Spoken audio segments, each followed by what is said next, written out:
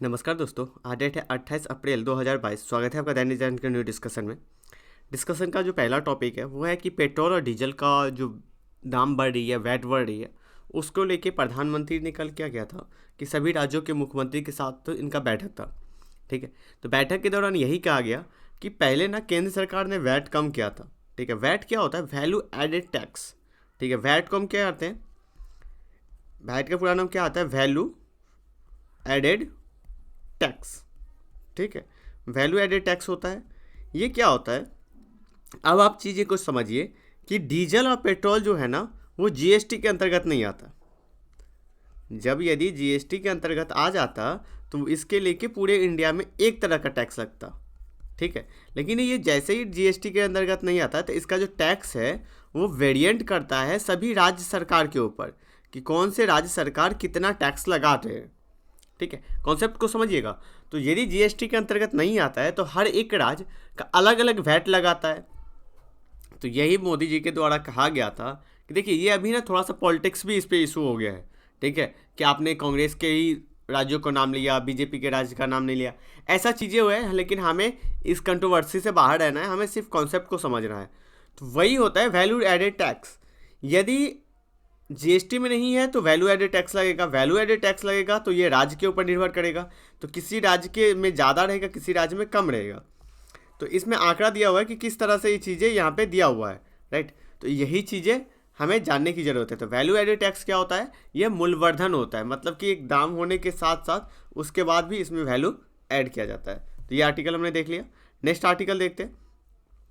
Next article जो है ये अनुराग ठाकुर है, इन्होंने बोला कि 60,000 करोड़ तक का उर्वरक सब्सिडी देगा सरकार।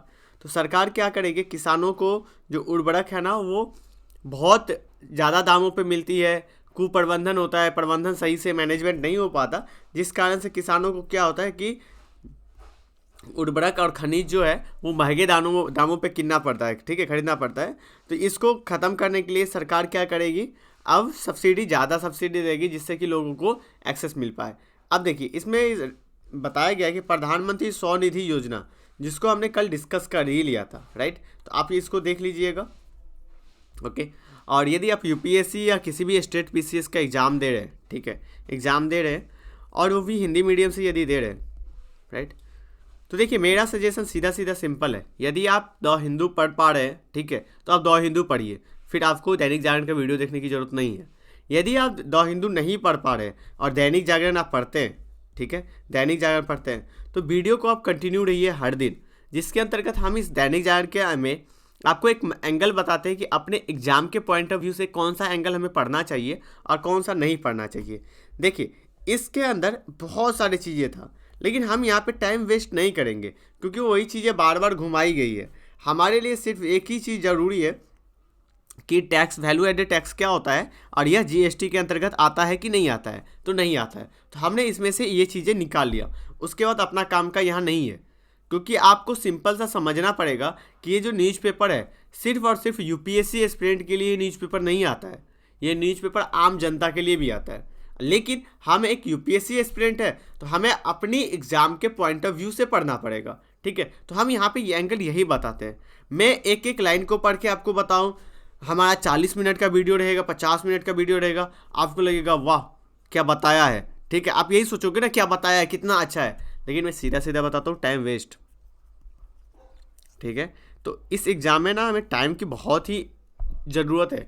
ठीक है, ये टाइम जो बचता है ना, यदि इसमें कहीं पे कमी रह जाती है तो आप डेली का जो बहुत सारे चैनल जो है ना डेली का क्या करते हैं, करंट अफेयर डालते हैं। लाइक दैट आप देख सकते हैं, दृष्टि आईएएस को देख सकते हैं, इनसाइड को देख सकते हैं, आईएएस बाबा को देख सकते हैं। तो ये सब डेली का करंट अफेयर डालते हैं, तो आप वहाँ से कर ले। तो यहाँ पे और यहाँ पे जो गैप रहेगा वो फुलफिल हो जाएगा। आप बाद में जो है वो 360 विजन आईएएस का मैगजीन आता है, बस ख़त्म हमारे लिए। राइट, और अभी जो है इंग्लिश में मार्च का इंग्लिश में आ चुका है। ठीक है, अप्रैल का, इसका जनवरी का, हिंदी में नहीं आया है। जैसे वो हिंदी में आएगा 100% इस बार से हम डिस्कशन चालू करेंगे।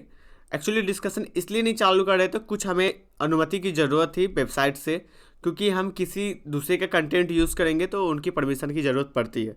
तो उसके परमिशन मिल गया है। ठीक है। तो नेक्स्ट जो जनवरी से मार्च से हम इसका डिस्कशन स्टार्ट कर देंगे, इंग्लिश में बहुत जल्द हिंदी में आ जाएगा, ठीक है। तो उस डिस्कशन को स्टार्ट करेंगे। उसके बाद आपका जो करंट अफेयर है, मैं कोशिश करता हूँ कि करंट अफेयर का मैक्सिमम जो चीज़ें हैं वो हम अपने चैनल पे आपको कवर करवा दें, राइट। तो इसमें भी इतनी चीज़ों को पढ़ने से, और ये आपको पढ़ लीजिए और ये पढ़ लीजिए तो बस इंपॉर्टेंट है, ये यही बताया जाता है उर्वरक की क्षमता हमारे पास सबसे बड़ी चीज़ें बताई जा रही है, ठीक है।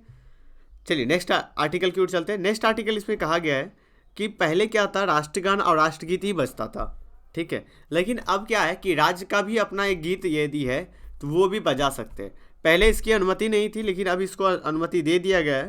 तो ये आप इन्फॉर्मेशन एक ध्यान में रखेंगे कि हमारे जो राष्ट्र है, राष्ट्र की जो भावना है, उसको जगाने के लिए आप राष्ट्रगीत, राष्ट्रगान और राज्यों का भी गीत बजाया जा सकता है, ओके। इसके लिए इतना ही इंपॉर्टेंट चीज़ ये था। नेक्स्ट आर्टिकल है कि आरबीआई चरणबद्ध तरीके से लॉन्च करेगा डिजिटल करेंसी। देखिए, हाल ही में सरकार ने आम बजट के दौरान 2022 और 23 में घोषणा किया था कि डिजिटल करेंसी को लॉन्च किया जाएगा, ठीक है। तब से बातें चल रही थी किस तरह से होगा, कौन करेगा, नहीं करेगा। तो ये अब क्लियर हो गया है, इसको आरबीआई करेगी। और ये मतलब चरणबद्ध तरीके से, क्योंकि इसमें जल्दीबाजी की ज़रूरत नहीं है, हमें बहुत सारी चीज़ों को देखने के बाद ही इस पर जाने की ज़रूरत है। तो हम इसको ही जानें कि ये जो जब लॉन्च किया जाएगा या फिर इससे पहले भी हमने डिजिटल करेंसी के बारे में डिटेल में डिस्कस कर चुके हैं, राइट। ये ब्लॉकचेन तकनीक के द्वारा चलता है। नेक्स्ट आर्टिकल क्यों चलते हैं? नेक्स्ट आर्टिकल इस पेज में नहीं है, इस पेज के अंतर्गत है, ठीक है। आज मैं डिस्कशन में ना कुछ डिटेल से डिस्कस इसलिए नहीं कर रहा हूँ कि मेरे पास आज थोड़ा सा टाइम का शॉर्टेज है, क्योंकि हेल्थ प्रॉब्लम है, तो मुझे आज डॉक्टर के पास जाना है, राइट। तो इसीलिए मैं आपको फटाफट इसको एनालिसिस कर देता हूँ, फिर अपना कल से डिस्कशन फुल वाला वो डिस्कशन चलते रहेगा, ठीक है। आप कंटिन्यू रहिए, आपको यहाँ पे कुछ ऐसा चीज़ें नहीं रहेगा कि गैप रहेगा। नेक्स्ट आर्टिकल देखिए कि नए एजुकेशन पॉलिसी जो है, शिक्षा नीति, ठीक है, उसमें अब सिलेबस में चेंज हो रही है। इसको इम्प्लीमेंट करने के लिए अब बातें तेज़ी से चल रही है। तो इसमें सिलेबस में चेंज आपने सुना होगा कुछ दिन पहले ही, मुगल का और कोल्ड वॉर, इसको सिलेबस से हटाने की बात चल रही है, ठीक है। तो ये सारी चीज़ें अभी आएगा। अब सबसे ज़रूरी जो हमारे पास ये है कि न्यू एजुकेशन पॉलिसी जो है वो किसके सिफारिश से आई थी, तो कस्तूरबा रंगन समिति के सिफारिश से आएगी, ये याद रखिए, ठीक है। कस्तूरबा रंगन समिति के द्वारा आया था, राइट। अब इसमें क्या किया जाएगा, इसको अलग से किया जाएगा। पहले 10th 12th होता था, उसको अब ख़त्म कर दिया गया है, ठीक है। पहले 3 सालों का ग्रेजुएशन होता था, अब 4 सालों का होगा। अब ग्रेजुएशन क्या है उसको लिव कर सकते हैं, तो इसको हम डिटेल में डिस्कस कर लेंगे। आज थोड़ा सा डिस्कशन के लिए समय की अभाव है। राजद्रोह कानून, ठीक है, कि वैधता पे सुप्रीम कोर्ट जांच करेगी, ठीक है। तो राजद्रोह कानून जो है वो समझिए कि राजद्रोह कानून आईपीसी धारा 124A के तहत है। एक्चुअली देखो, इसका ना क्रिटिसिज्म इसलिए किया जाता है, ये जो कानून है ना 17वीं सदी का है, मतलब कि अंग्रेज के समय का ही है। अब यही बात किया जाता है कि अंग्रेज का सारी चीज़ें हमने ख़त्म कर लिया, लेकिन अभी तक इस कानून को हम क्यों नहीं ख़त्म कर पाए, तो यही सवाल आती है। तो इसी को लेके 5 मई को इसकी कार्रवाई होगी, अंतिम कार्रवाई, और देखा जाएगा कि उसमें क्या निकल के आता है। चलिए नेक्स्ट आर्टिकल की ओर चलते हैं। नेक्स्ट आर्टिकल इस पेज के अंतर्गत नहीं है, इस पेज के अंतर्गत है समान नागरिक संहिता। यदि आप हमारे चैनल पे पुराने होंगे तो आपको पता है कि हमने बहुत बार डिटेल से समान नागरिक संहिता के बारे में डिस्कस किया है। तो इसमें आपको समान नागरिक संहिता के बारे में डिस्कस करना है, ठीक है। और ऐसे मार्च का जो मैगजीन है ना, उसमें समान नागरिकता संहिता के बारे में डिटेल से दिया है। तो जैसे हिंदी का मैगजीन आएगा हम उसको डिस्कशन कर लेंगे। चलिए नेक्स्ट आर्टिकल की ओर चलते हैं। नेक्स्ट आर्टिकल इसमें चीज़ें नहीं है, ये वही है कि ट्विटर को तो इलन मस्क ने खरीद लिया है, तो इसी से संबंधित है।